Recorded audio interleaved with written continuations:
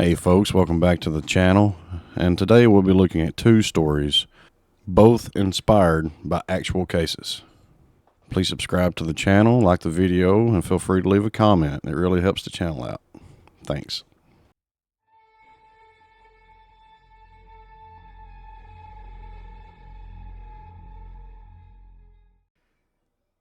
Our first story comes from an old episode of Beyond Belief, Fact or Fiction, a show I used to love watching when I was younger.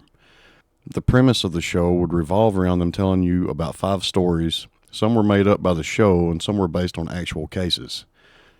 At the end of each show, they would show which was which. There were a bunch of great episodes, but one that stood out to me, as it seems to have stood out to a lot of other people, was the episode titled The Kid in the Closet. The main character was an 11-year-old boy named Danny who claimed a monster lived in his closet. Not only was he terrified at home by this, but during the day he would be bullied by all the kids in the neighborhood. The episode actually opens with him shutting the front door of his house on a group of taunting children who apparently followed him all the way home from school. Danny lived with his mom, his older brother, and older sister, the latter two of which were just as mean to Danny as the other kids at school were. Maybe his sister to a lesser extent. At night, Danny, afraid of the monster in his closet, refused to go to bed and would choose to sleep on the couch in the living room. His mother would find him asleep on the couch and carry him back to his room and place him in his bed. Danny would protest and plead to her about the monster that lived in his closet. Hearing enough of this, Danny's mother, deciding to put an end to this monster nonsense once again, told Danny there was nothing to be afraid of. There were no monsters. Calmly, she walked over to the closed closet door and went to grab the knob. A sudden flash of lightning and loud thunder cracked across the screen, rattling the nerves of viewers. Opening it, she showed a scared Danny there was nothing in there, nothing at all. Closing the closet door, she then walked out of the room, leaving Danny alone holding his covers and staring at the closed closet door. A few moments later, the door would slowly swing open by itself, and Danny would cover his head and hide. When the school kids found out that he was scared of a monster in his closet, the bullying would only get worse. It even started affecting his older siblings, who, having enough, would eventually join in on the taunting. After chasing Danny home one day, all the kids, including his brother, followed Danny to his room, taunting him over being scared of a monster in his closet, threatening to lock him in there when Danny's sister comes in and stops it. Danny, calling out his older brother, tells him to go in if he isn't scared. Proving to him that he was being a baby about the whole thing, Danny's older brother opened the door and walked into the closet, shutting the door behind him and locking himself in. His brother would then start beating and banging on the door, yelling for them to open it, screaming something was getting him. All the other children laughed and giggled at the show the older brother was putting on, looking and sneering at Danny. The mother, hearing the commotion, walked into the room. Immediately, the commotion, including the closet, quieted down. All the kids looked around sheepishly as the mother asked what was going on in the room, before informing her of the prank. Opening the door of the closet, she could see nobody was inside. The boy wasn't there. All that was left of him was his shoes and his clothes laying on top of them. The mother, puzzled, turned and looked at all of the astonished kids. Danny looked up and said, "I told you there was a monster in there." The police would investigate, but the brother would never be found. Not only that, but upon closer inspection, they came to the conclusion there was no other way in or out of the closet at all other than the one door. We learn at the end of the episode that this story was based on an actual incident.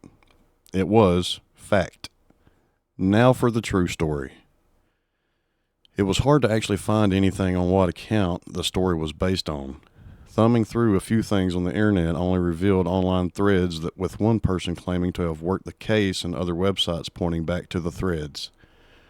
While I couldn't find any news articles or hard evidence, it doesn't mean there isn't any out there or that this account isn't the actual one. And it seems to be widely believed to be the true story behind the episode. But it goes like this. In Florida, maybe the 80s, an 11-year-old boy walked into his brother's closet after hearing his brother claiming about a monster living in there. He walked in and shut the door behind him. The mother would come in looking for the boy and open the closet, only to find his shoes, his shirt, and maybe a jacket laying on the ground, but no sign of the child whatsoever. The police would be called in to investigate, and upon inspection would find no way in or out of the closet other than the door. For a short time, the case would stump the ones involved, not knowing what to make of it. About 2 weeks later, the boy would be found at a friend's house living in the attic.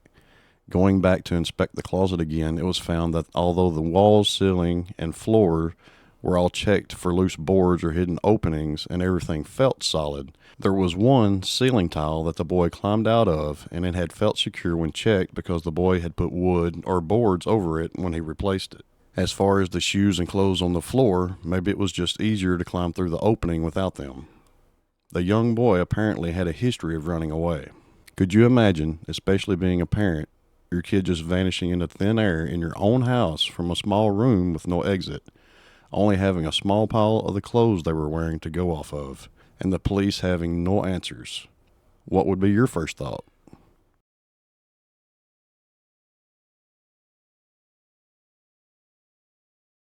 It was a cold night in March when Mary walked up to the single-story house. As she approached the front door, she raised her keys and hit the fob, locking her car parked behind her. It was a small but pretty home, with a sweet mother and daughter inside, whom she had met once over the weekend to introduce herself after getting the babysitting position. The mother worked nights, so Mary's job would consist of making sure that teeth got brushed and bedtime got implemented. The little 5-year-old girl wouldn't be a problem. They seemed to hit it off when the girl found out they shared a common interest: Paw Patrol. The mother, Tammy, answered the door with a smile when Mary knocked. The little girl, Sarah, standing behind her mother, smiling at Mary, holding a stuffed Paw Patrol puppy dog with a blue hat. She could tell Tammy was in a hurry. Tammy explained how they had called her in early because they were short-handed at work. After double-checking that Mary remembered where everything was and what was to be done, emergency numbers, food, bathroom, and bedtime, she gave Mary a hug and told her she was a lifesaver. Looking down at the little girl, she gave her a hug and a kiss and left the house for work in a rush. Mary looked down at the little girl. "Paw Patrol?" she asked. Sarah smiled and nodded.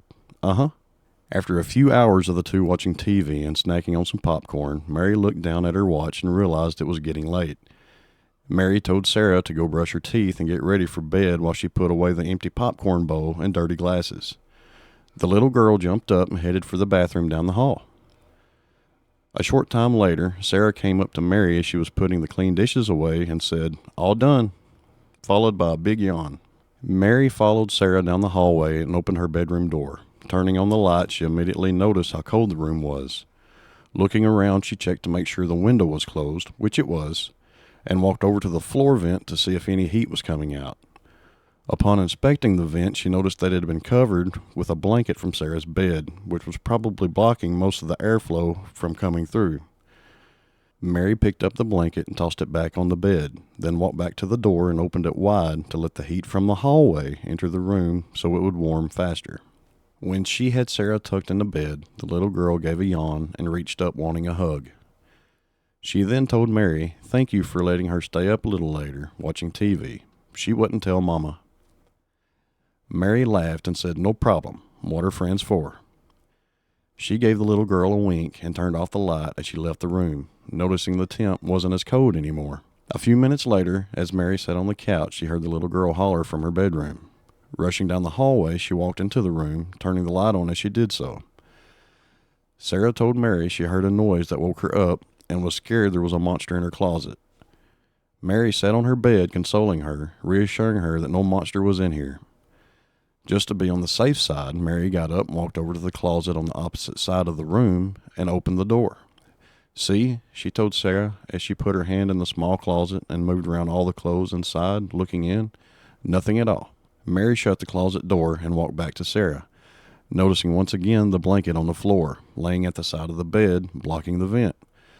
Mary reached down and put it back on the bed, assuming it kept sliding off because it was slick, like satin, and Sarah probably kept kicking it. This time, she put most of it on the opposite side of the bed next to the wall and covered the little girl with the other half, hoping it wouldn't go sliding and pulling itself off again. She kissed Sarah on the forehead and reassured her once again, telling the little girl not to worry, she'd be right down the hall, just to holler if she needed anything. She turned the light off and walked back to the couch in the living room, turning the TV to something other than cartoons and lowering the volume so as not to disturb Sarah. Mary's eyes were beginning to get a little heavy about 20 minutes later or so when she heard Sarah call out her name again. Looking down at her watch, she saw it was a little before 10. She had to get Sarah to go to sleep. She was worried her mother would be upset with Mary for letting her stay up so far past her bedtime. Getting up and walking back down the hallway to the sounds of Sarah hollering out her name, she noticed how sleepy the little girl sounded. Probably a nightmare, Mary thought. Reaching the little girl's room, she walked in and turned on the light beside the door. The first thing she noticed was that darn slick cover had fallen back off the side of the bed again. Mary walked over to the bed and picked up the cover, tossing it once again to the side of the bed that was up against the wall. "What is it, Sarah?" Mary asked as she sat on the side of the bed. The little girl said she thought there was a monster under her bed. She had heard a noise under there. Mary tried to tell Sarah once again there was no such thing as monsters, but the little girl wanted her to check anyways. Mary sighed and nodded her head. "Okay," she said. "Come on, I'll show you." She gently lifted the little girl out of bed and stood her on the floor. Mary slid off the bed herself, getting on all fours to look under the bed, giving Sarah a reassuring grin. But Mary was shocked when she lowered her eyes below the mattress to see another set of eyes staring back at her. She screamed as a figure shot out from under the bed, hands grabbing at her throat. She could hear Sarah screaming in terror off to the side. Mary wrestled with the figure for what felt like an eternity, but was actually only a few seconds before the dark figure shoved her hard, pushing her into the screaming little girl and sending them both falling to the floor. Mary saw the shadow rush out of the doorway, heard it running down the hall, then slamming open the front door.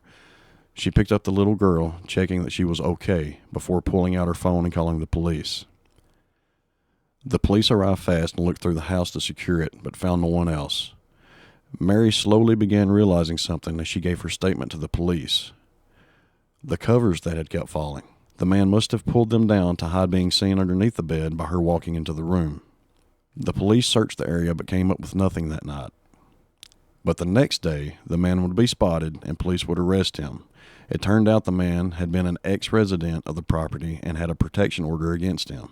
He snuck back into the house and hid under the girl's bed for unknown reasons, trying to dodge being noticed. It's unknown exactly how he entered the home, but the lock on the girl's window didn't latch well, and since it was cold in the room, it is assumed he opened the window, closed it behind him, and slid under the bed when he heard voices, grabbing the cover when he did so and putting it over the side of the bed that was open to the doorway, inadvertently blocking the vent. Was he coming back to rob the place? Was he there to try and live unnoticed, like maybe trying to make his way to the attic? Or was he waiting for the mother to come back for more sinister reasons? After the incident, Mary became a permanent fixture in the mother and daughter's lives. Sarah wouldn't sleep without Mary at least being in the house for a while after that night. So after so many nights of Mary coming over until Sarah could fall asleep, Tammy just offered her the spare room rent-free. Having been looking for a cheap apartment anyways, Mary accepted. Mary and Sarah would surely be scarred by the event for years to come, but now they would always have each other to help them through the sleepless nights. After all, what are best friends for?